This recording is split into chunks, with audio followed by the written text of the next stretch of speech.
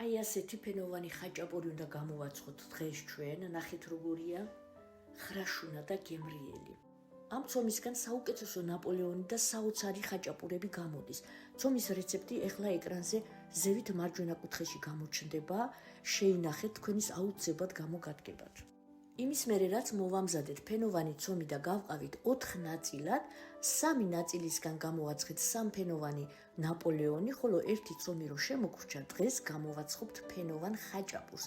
აუცილებლად უყურეთ ვიდეოს, როგორ უნდა გავათხელოთ ცომი, რამდენი საგულე უნდა ჩავდოთ, რომ გამოგვივიდეს საოცრად გემრიელი ხაჭაპური. ჩემი მორჩენილი ცომი ავწონე და ავიღებ იმდენივე ყველს, ან ცოტა ნაკლებიც შეიძლება. არჩეთ საუკეთესო ყველი, ეს იქნება სულგუნი, ახალი ყველი, იმერული მაგალითად, მე მაქვს სანებოს ყველი და ცოტა პარმეზანის ჩავახეხავ. 3 დიდ ხაჭაპურს გამოვაცხობ და ყველსაც 3 ნაწილად გავყოფ. ამ ერთი ცომით წვება 4 საშუალო ზომის ფენოვანი ხაჭაპური, თუმცა მე 3 ადამიანისთვის ვაცხობ და გამოვაცხობ 3 დიდ ხაჭაპურს. ცომი ცოტა გავაბრტყელოთ, ბრტყელი ზედაპირი მივცეთ, რომ ადვილად გასაყოფი იყოს. გავყავი 3 ნაწილად. ამ ორს დროებით გვერდზე გადავდებ. ერთი ცომი კი გავაბრტყელოთ, მივცეთ კვადრატის ფორმა. ყველა გვერდი უნდა ჰქონდეს თანაბარი. ცომის სისქე თქვენ თვითონ განსაზღვრეთ. ეს ჩემი ცომი არის 190 გრამი და იგივე წონის ყველს ჩავდებ მე. შეგიძლიათ ჩადოთ 160 გრამის ნორმალური ხაჭაპური გამოვა.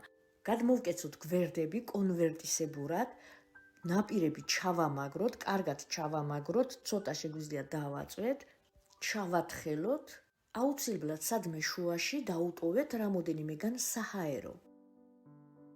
გავათხელე მეორე ხაჭაპურის ცომი, გვერდები აუცილებლად კვადრატული, ესე იგი თანაბარი უნდა ჰქონდეს, თუ გვერდები არ იქნება თანაბარი, გადაკეცვა გაგიჭირდებათ, ულამაზო ხაჭაპური გამოვა, ამიტომ აუცილებლად გვერდები თანაბარი იყოს. ერთხელ კიდევ გაჩვენებთ ამ ჩამაგრებასაც. გადავიტანე მეორე ხაჭაპურით სინზე, მესამე აქ არ დამეტევა და ცალკე გამოვაცხობ.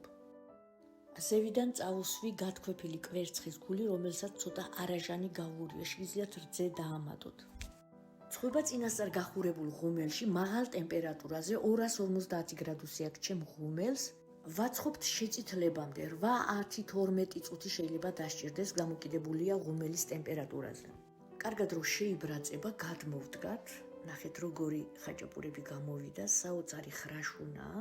ეხლავე ვნახოთ, აი როგორია შიგნით ყველი, საოცარი ყველი უდევს და ძალიან გემრიელი ხაჭაპური გამოდის. ეს ჩემის რეცეპტი აუცილებლად შეინახეთ, შეგიძლიათ შედოთ საყინულეში და როცა მოგესურვებათ, ან ნაპოლეონს გამოაცხობთ, ან ხაჭაპურებს და ან სხვა ფენოვან ნამზადებს. მე კი თქვენ დროებით გემშვიდობებით, მალე ისევ შევხვდებით ძალიან საინტერესო რეცეპტებით, იქამდე კი ბედნიერ დღეებს გისურვებთ.